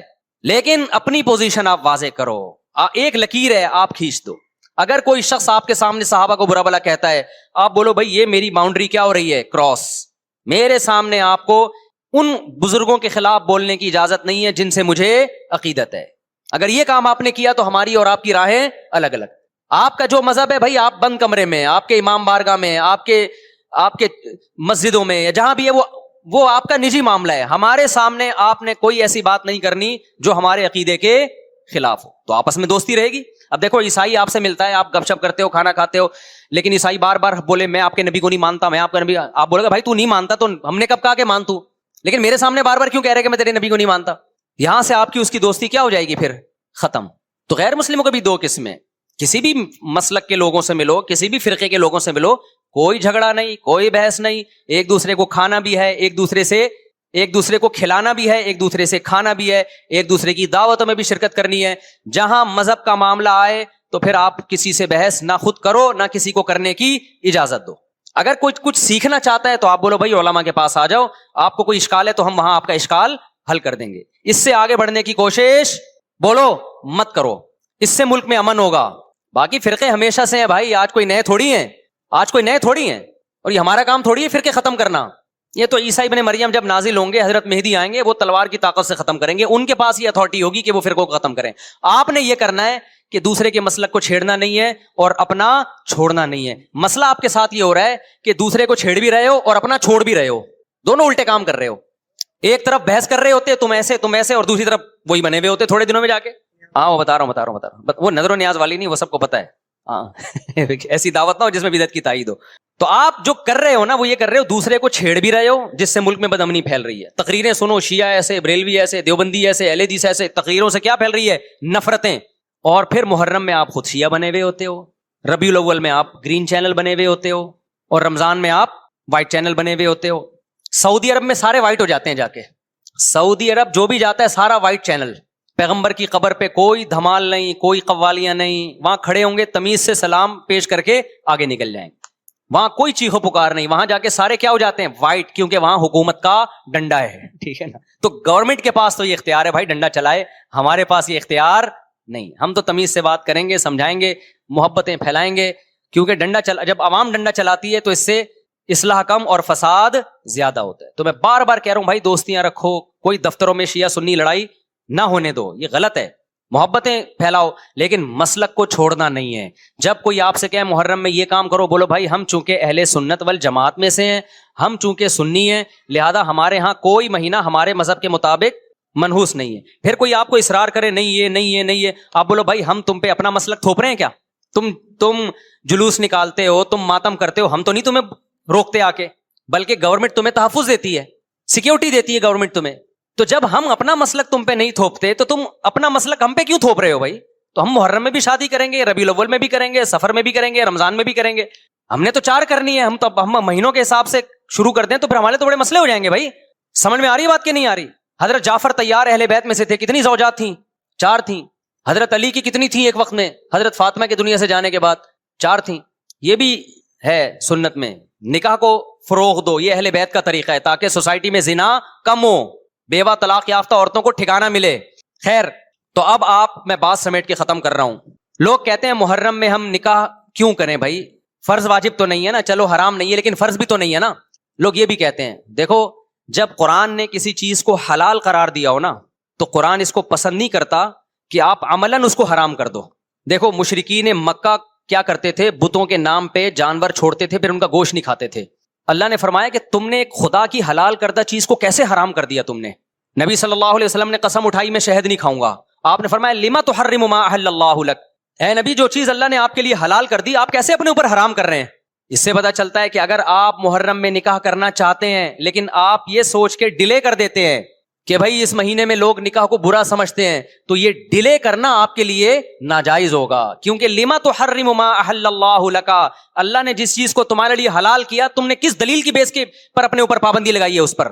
ایک تو ہے نا کسی کو شادی کا خیال ہی سفر میں آ رہا ہے, ربیع الاول میں آ رہا ہے, وہ تو ایک الگ بات ہے, لیکن اس کا نکاح محرم میں ہونا تھا, صرف محرم کی وجہ سے وہ ڈیلے کر رہا ہے کہ جی میں ربیع الاول میں لے کے جاؤں گا. یہ ڈیلے کرنا قرآن و سنت پہ زیادتی ہے یا نہیں ہے؟ یہ اللہ کے حلال کو عملاً حرام کرنا ہے یا نہیں ہے؟ نہیں ہے بات سمجھ میں. پھر اگر کوئی شیعہ آپ سے کہتا ہے کہ بھئی آپ ہمیں چھیڑنے کے لیے کام کر رہے ہو, آپ بولو نہیں بھائی ہم آپ کو چھیڑنے کے لیے نہیں کر رہے, آپ کا مسلک ہے آپ اس پر عمل کریں, ہمیں اس پہ کوئی اعتراض نہیں ہے, لیکن ہم کس کے پر عمل کریں گے؟ ہم اہل سنت والجماعت ہیں. کتنے صحابہ ہیں, خود نبی کی نکاح محرم میں ہوا ہے. اور ویسے بھی ہمارے ہاں شہادت ایک منحوس عمل نہیں ہے, شہادت ایک مبارک عمل ہے. 10 محرم پہلے سے فضیلت والا دن تھا, محرم پہلے سے فضیلت والا مہینہ تھا. حسین ابن علی کی شہادت سے اس مہینے کے تقدس کو 4 چاند لگ گئے ہیں اور مقدس ہو گیا یہ مہینہ. یہ کیسی بات ہے جو شہادت کا دن ہو ہم اس کو منحوس قرار دے دیں؟ بھائی ہمارا یہ جگرا نہیں ہے. سمجھتے ہو کہ نہیں سمجھتے ہو؟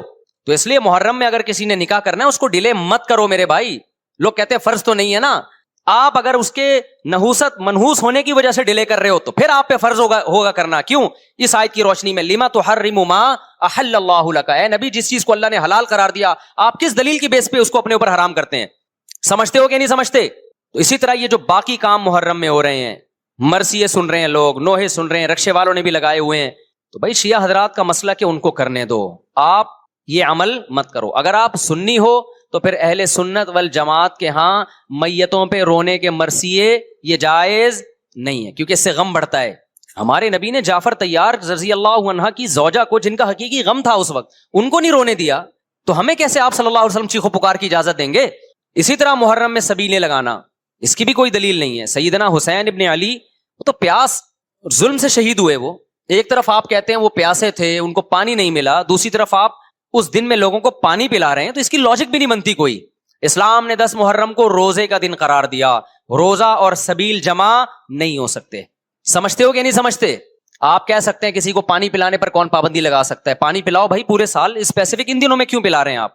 تو جو شیعہ حضرات ہیں ان کا مسلک ہے, ان کو کرنے دیں. میں بار بار اس لیے کہہ رہا ہوں ایسا نہ ہو چھیڑ چھاڑ شروع کر دے جا کے.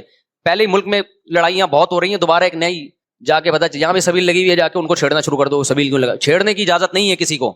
آپ نہ لگائیں نہ پئیں, بولے بھائی ہمارے لیے محرم ایسا ہے جیسے دوسرے مہینے ہوتے ہیں. 4 مہینے محترم ہے, محرم, رجب, ذیقعدہ, ذوالحجہ. تو جتنا ذیقعدہ ذوالحجہ ہے اتنا ہی محرم اور رجب ہے. تو جیسے ان مہینوں میں نارمل رہتے ہو ان میں بھی ہم نے ایسے ہی رہنا ہے. سمجھتے ہو کہ نہیں سمجھتے ہو؟ اور حلیم کی دیگیں مت پکاؤ محرم کی راتوں میں.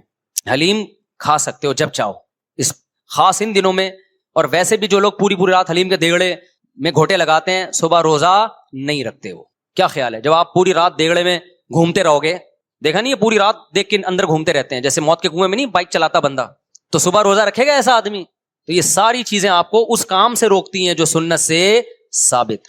تو اللہ تعالیٰ ہمیں محرم میں وہ کچھ کرنے کی توفیق عطا فرمائے جس کی ہمیں اللہ، اس کے رسول اور صحابہ نے پرمیشن دی ہے، اور ان تمام باتوں سے اللہ ہمیں بچنے کی توفیق عطا فرمائے جس سے اللہ، اس کے رسول اور صحابہ نے ہمیں بچنے کا حکم دیا ہے۔ اللہ تعالیٰ سمجھنے کی، عمل کی توفیق عطا فرمائے۔ وما علینا الا البلاغ۔ 2 بجے ہم اس کو ختم کر دیں گے، ٹھیک ہے؟ 2 بجے تک سیٹ اپ چلے گا، 2 بجے تک آپ لوگ اور میں بیٹھے ہوئے ہیں، جو پوچھنا ہے پوچھ لو، جس کا جواب آئے گا بتا دوں گا، نہیں آئے گا بولوں گا اس کا جواب مجھے معلوم نہیں ہے۔ کوئی ضروری تھوڑی ہے کہ میں ہر چیز دنیا کی بتاؤں، ایسا دنیا میں کوئی بھی نہیں جس کو سب کچھ پتا ہو۔ ہاں بھائی، کسی نے سوال پوچھا ہے فضولی نکاح کے بارے میں بتائیے اور اس کا طریقہ۔ دیکھو، ایک ہوتا ہے وکیل یہ ہوتا ہے کہ آپ نے کسی کو نمائندہ بنا دیا، خرید و فروخت کا نمائندہ یا نکاح کا نمائندہ۔ آپ نے کسی کو بھیجا کہ میں دولہا ہوں، میرے پاس ٹائم نہیں ہے، مجھے کہیں جانا ہے، آپ میری طرف سے قبول لو جا کے۔ تو یہ بندہ جا کے قبولے گا آپ کی طرف سے، تو نکاح آپ کا ہوگا، اس بندے کا نہیں ہوگا، کیونکہ یہ آپ کا نمائندہ ہے۔ بعض دفعہ یہ ہوتا ہے کہ آپ نے کسی کو نمائندہ نہیں بنایا، وہ خود سے نمائندہ بن کے آپ کی طرف سے قبول لیا اس نے، اس کو کہتے ہیں فضولی۔ اس کو کیا کہتے ہیں؟ فضولی۔ یعنی قاضی صاحب نکاح پڑھا رہے ہیں، بھائی میں نے فلانی بنتے فلانی کا نکاح غفار بھائی سے کر دیا، غفار بھائی موجود نہیں ہے، ان کے پتہ بھی نہیں ان کو، غفار بھائی کے دوست بیٹھے ہوئے تھے، انہوں نے کہا میں نے غفار بھائی کی طرف سے قبول لیا، تو یہ نکاح لٹکا ہوا ہے، ابھی لٹکا ہوا ہے، سمجھ رہے ہو؟ معلق ہو گیا۔ غفار بھائی کو جب پتا چلے گا کہ ستار نے تمہاری طرف سے قبول لیا ہے، تو جب ان کو پتا چلے گا، وہ اگر اس کی پرمیشن دے دیں اسی مجلس میں، ہاں جی غفار نے جو قبولا ہے تو ٹھیک ہی قبولا ہوگا، کیونکہ غفار کی پسند اور میری پسند ایک ہی ہے، نہیں سوری، ستار نے قبولا تھا نا۔ غفار کو جب پتا چلا تو غفار نے کہا کہ غفار کو لوگوں نے بتایا کہ آپ مجلس میں موجود نہیں تھے، قاضی صاحب نے کسی خاتون کا نکاح آپ سے کر دیا ہے، تو آپ کی طرف سے ستار نے قبول کر لیا ہے۔ تو غفار کو خیال ہوا کہ یار ستار اچھا آدمی ہے، میرے لیے اچھا ہی سوچے گا، تو ٹھیک ہے مجھے قبول ہے۔ تو جیسے ہی یہ غفار قبولے گا تو نکاح ہو جائے گا۔ تو اس کو کہتے ہیں فضولی کا نکاح، یعنی اس شخص نے نکاح کرایا جس کو آپ نے نمائندہ بنایا نہیں تھا، اس نے زیادہ فنڈر بن کے آپ کا نکاح پڑھا دیا، تو جب آپ قبولیں گے تو ہو جائے گا، نہیں قبولیں گے تو مسترد۔ تو یہ نکاح موقوف رہتا ہے اصیل کی اجازت پر، اصل کی اجازت پر، سمجھتے ہو؟ جو اصل بندہ ہے نا وہ اجازت دے دے گا تو ہو جائے گا، ورنہ نہیں۔ تو اتنا نیک کون ہوتا ہے جو کسی اور کی طرف سے قبول رہا ہو آج کل؟ مفتی صاحب، اگر کوئی اچھا رشتہ ہوگا تو آپ کی طرف سے تھوڑی قبولے گا، اپنی طرف سے قبولے گا، وہ بولے گا قبول ہے لیکن غفار نہیں، ستار کو ملے گی۔ مفتی صاحب، اگر کوئی ساری زندگی شادی نہ کرے تو کیا وہ جہنم میں جائے گا؟ ضرورت ہی نہیں جہنم میں جانے کی، اس کی دنیا ہی جہنم بنی ہوئی ہوگی۔ نہ کرے تو اگر اس کو خواہش ہی نہیں ہے، بعض دفعہ انسان میں خواہش ہی نہیں ہوتی، بیماری ہوتی ہے کوئی، یا اس کو نفسیاتی کوئی مسئلہ ہوتا ہے، پھر تو نہ کرے وہ۔ یہ تو ایسا کام نہیں ہے جو گن پوائنٹ پہ کروایا جائے کسی سے، کیونکہ آگے حقوق بھی ادا کرنے ہیں، محبت نہیں ہوگی تو حقوق کیسے ادا کرے گا؟ لیکن بلا ضرورت اگر کوئی شادی نہیں کرتا تو سنت مؤکدہ کا ترک لازم آتا ہے، اور سنت مؤکدہ کو چھوڑنے والا بھی گناہ کے قریب پہنچ جاتا ہے۔ وہ نبی نے فرمایا جو میری سنت پہ نہیں چلتا وہ مجھ سے نہیں ہے، اس سے سنت مؤکدہ ہی مراد ہے، فرائض بھی ہیں اس میں، واجبات بھی، سنت مؤکدہ بھی۔ آگے کہہ رہے ہیں تو کیا اس کو جنت میں دنیاوی لڑکی ملے گی؟ اگر یہ اس میں خواہش نفس بھی تھی پھر بھی یہ شادی نہیں کرتا تو اتنے الٹے کام کر چکا ہوگا مرنے تک کہ اس کے جنت میں جانے کے چانسز کم ہو جائیں گے۔ کمارا بھی ہو، یہ بے حیائی کا ماحول بھی ہو، اور بیوی بھی نہ ہو، تو اتنا نیک مارکیٹ میں آج کل کوئی ہے نہیں۔ بہرحال اگر یہ برائیوں سے بچتا ہے تو چلا جائے گا، پھر کون سی ملے گی؟ ہو سکتا ہے اللہ کہے کہ تو دنیا میں تو نے کنوارے پن پہ سمجھوتا کر لیا تھا تو تیرے لیے خصوصی پیکیج ہے کہ تو کنوارا ہی رہے گا، تو سوچو کتنا غم ہوگا، کیا خیال ہے؟ اس لیے بہتر ہے کہ کر لو شادی۔ حضرت عمر فاروق کی شہادت کا کون سا دن تھا؟ کچھ علماء کہتے ہیں اس میں بہت اختلاف ہے حضرت عمر کی شہادت کے دن کے بارے میں۔ وجہ اس کی یہی ہے کہ صحابہ کرام کسی کی ولادت اور شہادت کے دن کو ویلیو نہیں دیتے تھے۔ صحابہ کرام ان دنوں کو ویلیو دیتے تھے جو شریعت نے متعین کی ہیں۔ یہ تو ہم لوگوں نے غیر مسلموں سے طریقے سیکھے ہیں، غیر مسلموں سے طریقے سیکھے ہم لوگوں نے کہ بھائی فلاں دن بڑا ہے، فلاں دن چھوٹا ہے، فلاں فلاں پیدا ہوا تھا۔ اسلام میں ایسا کچھ نہیں ہے۔ دیکھو نبی صلی اللہ علیہ وسلم کی ولادت کا دن پیر کا دن تھا نا، آپ کی ولادت کا دن کون سا تھا؟ پیر کا، صحیح حدیث میں، لیکن آپ نے مقدس دن جمعے کو قرار دیا، حالانکہ یہودیوں کے لیے ہفتہ تھا، عیسائیوں کے لیے اتوار تھا۔ یہودی پرانی قوم، اس کے بعد عیسائی آئے، اس کے بعد مسلمان آئے، تو ہمارے لیے تو پیر بنتا تھا، ویسے بھی پیر بنتا تھا نا، اور نبی کا ولادت کا دن بھی تھا، لیکن اس کے باوجود جمعہ کر دیا گیا، پیر نہیں کیا، تاکہ لوگ ایسا نہ ہو کہ ولادت کے دنوں کو مقدس ماننا شروع کر دیں۔ تو اسلام میں کسی کی تاریخ کا، پیدائش کا دن اور وفات کا دن کی کوئی ویلیو نہیں ہے، اور نبی صلی اللہ علیہ وسلم نے پیر کا روزہ بھی رکھا ہے تاکہ یہ کانسیپٹ اور کلیئر ہو جائے کہ میرا یوم ولادت عید کا دن نہیں ہو سکتا، اس کو عید میلاد النبی نہیں کہہ سکتے، کیونکہ وہ روزہ اور عید جمع نہیں ہوتے۔ سمجھتے ہو کہ نہیں سمجھتے؟ ٹیکنیکل باتیں ہیں، اس کو سمجھ لو اچھی طریقے سے۔ تو اس لیے کسی کے کوئی بھی تاریخ ولادت ہو کوئی بھی تاریخ پیدائش ہو، ہم نے کیا کرنا ہے؟ ہم نے نہ سالگرہ منانا ہے نہ برسی منانی ہے۔ اچھا بعض علماء یہ تحریک چلا رہے ہیں کہ حضرت عمر کی شہادت کے دن سرکاری چھٹی ہو، تو ہم ان علماء کی بات کی تائید کرتے ہیں۔ سوال پیدا ہوتا ہے کہ ہم ان کی تائید کیوں کر رہے ہیں جب ہم خود مان رہے ہیں کہ کسی کی شہادت کا دن یا ولادت کے دن اس کی کوئی ویلیو نہیں ہے، تو پھر حضرت عمر کی شہادت کے دن کو ہم چھٹی کیوں؟ وجہ اس کی یہ ہے کہ بھائی ہم تو کہہ رہے ہیں کسی بھی دن چھٹی نہیں ہونی چاہیے، لیکن یہ عجیب بات ہے، حضرت علی رضی اللہ تعالیٰ عنہ، ان سے محبت بھی ہمارے ایمان کا جز ہے، ان کی شہادت کے دن یا حضرت حسین کی شہادت کا دن، ان کو تو آپ چھٹی کے دن قرار دے رہے ہو، پھر حضرت عمر کو قرار نہیں دے رہے، تو یہ پھر ناانصافی ہے۔ اصولی طور پر تو کوئی دن یکم محرم سے لے کے 29 اور 30 ذی الحجہ تک کسی کی ولادت یا پیدائش میں کسی کا دن بھی نہ چھٹی ہونی، کوئی چھٹی کا دن نہیں ہے، لیکن اگر کسی دن پہ چھٹی کر رہے ہو تو پھر دوسرے صحابہ کو بھی تو ویلیو دو نا۔ تو جو علماء کہہ رہے ہیں نا حضرت عمر کے یوم شہادت پہ چھٹی ہونی چاہیے، وہ اس بیس پہ کہہ رہے ہیں کہ جب آپ سیدنا حسین یا حضرت علی کی شہادت کے دن کو چھٹی کا دن قرار دیتے ہو تو اہل سنت والجماعت کے ہاں حضرت علی سے محبت بھی ایمان کا جزو ہے، لیکن حضرت عمر کی فضیلت سیدنا علی سے زیادہ ہے، اور اس بات کو حضرت علی بھی مانتے تھے کہ حضرت عمر کی فضیلت سیدنا علی سے زیادہ ہے۔ تو جو علماء کہہ رہے ہیں نا کہ حضرت عمر کے یوم شہادت پہ چھٹی ہونی چاہیے، وہ اس بیس پہ کہہ رہے ہیں کہ یا تو کسی بھی دن چھٹی نہ ہو، لیکن جب ہو رہی ہے تو پھر ان دنوں میں ہو رہی ہے تو پھر ان دنوں میں بھی ہو۔ سمجھتے ہو کہ نہیں سمجھتے؟ اس کی میں ایک مثال دیتا ہوں۔ ایک کیس آیا میرے سامنے کہ کسی خاتون نے شرعی پردہ کیا اپنے دیور سے پردہ کر لیا، تو دوسرے دیور کو، وہ جو دیور جس سے پردہ کیا نا، اس کو بڑا اعتراض تھا کہ یہ مجھ سے پردہ کر رہی ہے۔ تو میرے پاس کیس آیا، میں نے بہت ڈانٹا، میں نے کہا بھائی عورت پر لازم ہے کہ اپنے دیور سے پردہ کرے۔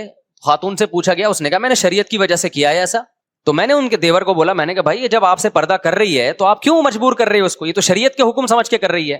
اس نے بڑی اچھی بات کی، اس نے کہا کہ یہ میرے سے کر رہی ہے، دوسرے بھائی سے نہیں کر رہی۔ اب بات سمجھ میں آئی؟ میں نے کہا بات تو معقول، کہہ رہے اگر شریعت کی وجہ سے کر رہی ہے تو دونوں سے کرے نا، اس سے نہیں کر رہی مجھ سے کر رہی ہے، اس کا مطلب میرے پر گویا بزبان حال الزام لگ رہا ہے کہ یہ بندہ 2 نمبر ہے، یہ خراب ہے۔ تو شریعت کی وجہ سے اگر ہم کر رہے ہیں تو بھائی پھر عورت کر رہی ہے تو پھر سارے دیوروں سے پردہ کرے نا، یہ والے سے کر رہی ہے وہ والے سے نہیں کر رہی ہے، یا تو چلو کوئی بوڑھا ہو گیا بہت زیادہ، وہ ایک الگ بات ہے۔ تو یہ بات اس دیور کی بالکل معقول تھی، اعتراض بالکل معقول تھا۔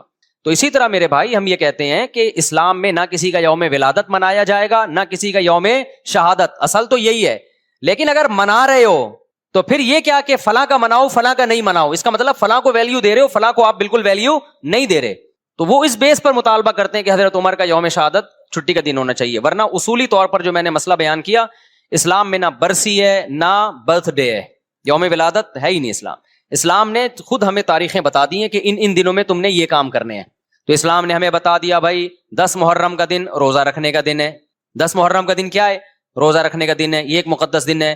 اس کے بعد کیا کرنا ہے؟ اس کے بعد سفر، ربیع الاول، ربیع الثانی، جمادی الاول۔ اب ربیع الاول میں لوگ عمرہ کر رہے ہوتے ہیں، اس کو زیادہ فضیلت سمجھتے ہیں، یہ بدعت ہے۔ ربیع الاول میں عمرے کا وہی ثواب ہے جو سفر میں عمرے کا ثواب ہے۔ اگر آپ اس میں زیادہ ثواب سمجھ کے کریں گے تو یہ عمل بدعت بن جائے گا، کیونکہ کسی صحابی، تابعی یا پیغمبر سے ثابت نہیں ہے کہ انہوں نے ربیع الاول میں عمرے کا زیادہ اہتمام کیا ہو کہ جی ربیع الاول آ رہا ہے تو ہم اس میں زیادہ اہتمام کریں گے۔ بعض لوگ سمجھتے ہیں ربیع الاول کے مہینے میں روضہ رسول پہ حاضری کا زیادہ ثواب ہے، تو یہ بھی غلط ہے۔ نہ کوئی ہمیں حدیث ملتی ہے کہ ربیع الاول میں آپ روزے پہ حاضری دیں گے تو زیادہ ثواب ملے گا، نہ کسی صحابی کا عمل ہے۔ صحابہ کی نظر میں روزے پہ حاضری محرم ہو، سفر ہو، ربیع الاول ہو، ربیع الثانی ہو، ان تمام مہینوں میں برابر تھی، کسی مہینے کو انہوں نے ویلیو نہیں دی۔ عرب لوگ حیران ہوتے ہیں کہ ربیع الاول میں روزہ رسول پر اتنے انڈین پاکستانی آ کے جمع ہو جاتے ہیں، یہ کیوں ہو رہے ہیں؟ وہ سعودی عرب والے اور عرب حیران ہوتے ہیں کہ بھائی یہ پورے سال اتنا رش نہیں ہوتا، ربیع الاول میں روزہ رسول پہ اتنے پاکستانی آتے ہیں۔ تو ان کو پھر ہم بتاتے ہیں کہ بھائی یہ پاکستانیوں کا عقیدہ ہے کہ ربیع الاول میں روزے پہ حاضری پہ زیادہ ثواب ملے گا۔ تو حیران ہوتے ہیں کہ یہ کون سی حدیث سے نکالا ان لوگوں نے مسئلہ، سمجھ میں نہیں آ رہی بات، میرا خیال ہے۔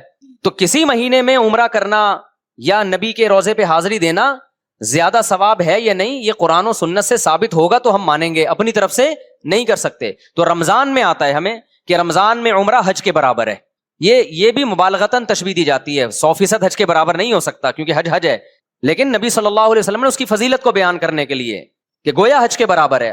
آگے پھر علماء کی اس پہ بحث ہے، اس حدیث کا کیا مطلب ہے، ابھی میں اس میں نہیں جاتا۔ بتانے کا مقصد یہ کہ رمضان میں عمرہ یہ بہرحال دوسرے مہینوں سے زیادہ ثواب۔ تو اگر آپ رمضان میں عمرہ کر رہے ہیں، رمضان میں روزے رسول پہ حاضری کر دے رہے ہیں، اس بیس پہ کہ رمضان میں عبادت کا ثواب بڑھ جاتا ہے، تو پھر روزہ رسول پہ حاضری کا ثواب بھی بڑھے گا اور مسجد نبی میں حاضری کا ثواب بھی بڑھے گا رمضان میں۔ لیکن ربیع الاول، محرم، سفر یہ ثواب کے لحاظ سے ایک جیسے ہیں. سمجھتے ہو کہ نہیں سمجھتے؟ تو اس لیے جب آپ نے عمرہ کرنا ہو تو اسپیسیفک ربیع الاول کا انتظار نہ کیا کریں. آپ سفر میں چلے جائیں، محرم میں چلے جائیں، آپ ربیع الاول میں چلے جائیں، آپ ربیع الثانی میں چلے جائیں، برابر ہے. اگر آپ ربیع الاول میں اس نیت سے گئے کہ مجھے ثواب زیادہ ملے گا، تو ثواب کے بجائے گناہ ملے گا، کیونکہ آپ نے ایسی چیز اسلام کی طرف منسوب کر دی جس کی اسلام میں کوئی دلیل نہیں ہے. تو پھر یہ بدعت ہے. سمجھتے ہو کہ نہیں سمجھتے ہو؟ پھر وہی بات جو میں نے بھی پورے بیان میں کہی ہے کہ کوئی لوگ آپ کو کہیں گے یوں ایسے، آپ بولو بھائی ہم لکم دینکم ولی دین. وہ گرین چینل والے کرتے ہیں تو ان کو کرنے دیں، ان کا مسلک ہے. تو ہمارا مسلک یہ بولو نہیں ہے. تو آپ ایک فیصلہ کرو، گرین یا وائٹ، ایک طرف آ جاؤ. آپ سمجھتے ہو کہ نہیں سمجھتے ہو؟